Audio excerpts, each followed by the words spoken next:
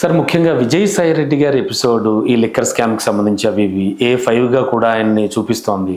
నేను కొన్ని విషయాలు బయట పెడతా అన్నారు ఆయన. సరే ఇవన్నీ పక్కన పెడితే సడన్గా విజయసాయి రెడ్డి గారు నా పార్టీలో నెంబర్ 2 పొజిషన్లో ఉన్న ఆయన వైసీపీని వీడి వచ్చేయడానికి ప్రధాన కారణం ఏమనుకోవచ్చు? అంటే ఒక రకంగా చెప్పాలంటే జగన్మోహన్ రెడ్డి నెల్లూరు రెడ్లను ఏమైనా తక్కువగా అంచనా వేశారంటారా? ఎలా చూడాలి సార్ ఈ విషయాన్ని? నెల్లూరు రెడ్లను ఆయన తక్కువ అంచనా వేసినారని నేను అనుకోను, కానీ ఆయన నెల్లూరు రెడ్డిగా ప్రాతినిధ్యం వహించలేదు. జగన్మోహన్ రెడ్డికి వాళ్ళ కంపెనీలకు ఆడిటర్గా పనిచేస్తా ఆడిటర్ హోదాలోనే వచ్చి ఒక సలహాదారుడు అయిపోయినాడు. సలహాదారుడు అయినాక ఆయన 2 మార్లు రాజ్యసభ కూడా ఇచ్చినారు. మరి ఏమొచ్చినాయో ఆయన చెప్పిన మాటల్లోనే నన్ను పట్టించుకోలేదు, దూరం పెట్టినాడు అని. కొందరిని అడిగినప్పుడు కూడా చెప్తున్నారు, ఆయన మాట్లాడాలని ప్రయత్నం చేసినాడు, దగ్గర వాళ్ళని ప్రయత్నం చేసినాడు.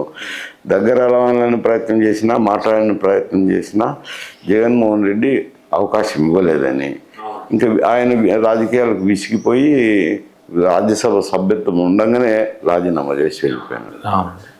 అది కారణాలు ఏమైనా సరే ఆయనంటే పట్టించుకోకుండా ఆయనైతే దూరం పెట్టడం వల్ల ఆయన పార్టీ నుంచి వైదొలగాల్సిన పరిస్థితి ఏర్పడింది. అయితే ఈ నేపథ్యంలో అంటే ప్రస్తుతం విజయసాయి రెడ్డి గారు నేను కొన్ని విషయాలు బయట పెడతాను, నాకు తెలిసినవి చాలా ఉన్నాయని కూడా ఆ ఈడీ అది అయిపోయిన వెంటనే సిబిఐ నుంచి బయటకు వచ్చినట్టు ఆయన చెప్పడం మొదలుపెట్టారండి. సో వీటన్నింటి వల్ల ఖచ్చితంగా వైసీపీకి జరగాల్సిన నష్టం జరుగుతుందనుకోవచ్చా? ఏమనిపిస్తుంది? తప్పకుండా అతన్ని ఇప్పుడు A2గా ఉన్న వ్యక్తిని ఇప్పుడు సాక్షిగా చేర్చుకున్నారు. ఎందుకంటే అప్రూవల్ అయిన అయితే సాక్షిగా చేర్చుకుంటారులేండి. ఆయన మొన్న ఈ లిక్కర్ స్కామ్లతోటి కూడా కొన్ని విషయాలు రాకేష్ రెడ్డి ఆయన పేరు బయట పెట్టింది ఆయనే కదా, విజయసాయి రెడ్డి. ఆయన కౌంటర్ ఇచ్చారనుకో, మీ బండారం అంతా నేను కూడా బయట పెడతానని అన్నారు. కానీ ఆయన పేరు అయితే ఫస్ట్ టైం బయటకు రావడం ఏమంటే విజయసాయి రెడ్డి వల్లనే వచ్చింది. అంతకుముందు ఎవరికి కూడా తెలియదు ఆయన ఉన్నాడు అనేది.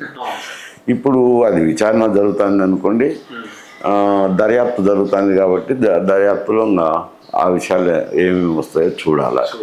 మళ్ళీ పిలిపిస్తామన్నారు విజయసాయి రెడ్డి గారు, కొంతమేరకే చెప్పినారు, మళ్ళీ పిలిపిస్తాము అని. ఓకే, మరి ఏ విషయాలు ఆయన చెప్తాడో ఆ విషయాలను బట్టి ఈ విచారణ అంతా కొనసాగుతుంది. అది కొంచెం ఇబ్బందికరమైన పరిస్థితి వైఎస్ఆర్సీపీకి. అండ్ సార్ ముఖ్యంగా విజయసాయి రెడ్డి గారిపై రకరకాల ఊహాగానాలు. యాక్చువల్లీ నేను వ్యవసాయం చేసుకుంటానని చెప్పిన ఆయన ఆ తర్వాత ఆయన్ని బీజేపీ దగ్గర తీస్తోందని ఆయన ఖచ్చితంగా అవకాశం ఇస్తుంది. అండ్ రీసెంట్గా అయితే ఏపీ బీజేపీ చీఫ్గా కూడా ఆయన నియమించే అవకాశాలు ఉన్నాయని. అంటే ఈ రాజకీయాల నేపథ్యంలో ఏపీలో సరికొత్త రాజకీయం ఏమైనా చూడొచ్చు అంటారా? ఎలా అనుకోవచ్చు? అంటే ఆయనైతే ఒక స్టేట్మెంట్ ఇచ్చినారు, నేను విసిగిపోయినాను, రాజకీయాల నుంచి విరమించుకుంటున్నాను అన్నారు. అంటే ఒక రాజకీయ నాయకుడిగా ఆయన 2 పదవులు 2 మార్లు రాజ్యసభ మెంబర్ అయినాడు. పదవి కాలం ఉండగానే ఇచ్చినా అనుకోండి రాజీనామా. మరి రాకూడదని ఎక్కడ నిషేధం లేదు. మరి రేపు ఆయన సీటు ఆయనకు ఇస్తారా బీజేపీ తరఫున? ఇంకా వేరే కొన్ని పేర్లు కూడా వస్తున్నాయి, మరి వినపడుతున్నాయి. మరి అది బీజేపీకే ఇచ్చినప్పుడు కూటమి అంతా బీజేపీకే చేయాల్సిందే ఉంటుంది. అన్నామలై పేరు వచ్చి మందకృష్ణ మాదిగ ఇట్లా రకరకాల పేర్లు వస్తున్నాయి. మరి వాళ్ళకి ఇస్తారా, విజయసాయి రెడ్డికి ఇస్తారా? అదైతే అది ఆ పార్టీకి సంబంధించిన వ్యవహారము. సీట్ అయితే అడుగుతున్నట్టు సూచనప్రాయంగా తెలుస్తుంది. ఏది బీజేపీ అడుగుతున్నట్టు ఆ సీట్. అంటే ఏపీ బీజేపీ చీఫ్గా తీసుకొస్తే కనుక ఇప్పుడున్న పరిస్థితుల్లో ఈ కూటమి ఉన్నటువంటి పరిస్థితుల్లో ఎలా ఉండొచ్చు సార్ రాజకీయం? అంత నేను బీజేపీకి అధ్యక్షుడిగా తెస్తారని అనుకున్నాను. ఎందుకంటే కొంచెం ఆర్ఎస్ఎస్ ప్రభావిత మనుషులనే వాళ్ళు ఎక్కువగా అటువంటి పోస్టులకు కేటాయిస్తుంటారు. మరి ఈయనకైతే ఆర్ఎస్ఎస్ బ్యాక్గ్రౌండ్ లేదు.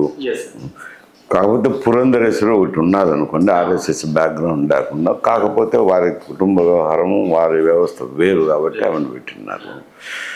మరి బీజేపీ వారి అధ్యక్షులుగా నియమిస్తారా లేదా అనేది తెలియదు కదా. తెలియందే అటువంటి కామెంట్స్ చేయలేం కదా. హలో, తెలుగు రాజ్యం ఛానల్ చూస్తున్నారా? సామాజిక రాజకీయ జీవన చిత్రణే తెలుగు రాజ్యం. అతిశయోక్తులు అసత్యాలు ఉండవు. రాజకీయ కోణం కాదు, ప్రజాకోణమే కొలబద్ద. తెలుగు రాజ్యం వీక్షణ మీ ఉత్తమ అభిరుచికి నిదర్శనం.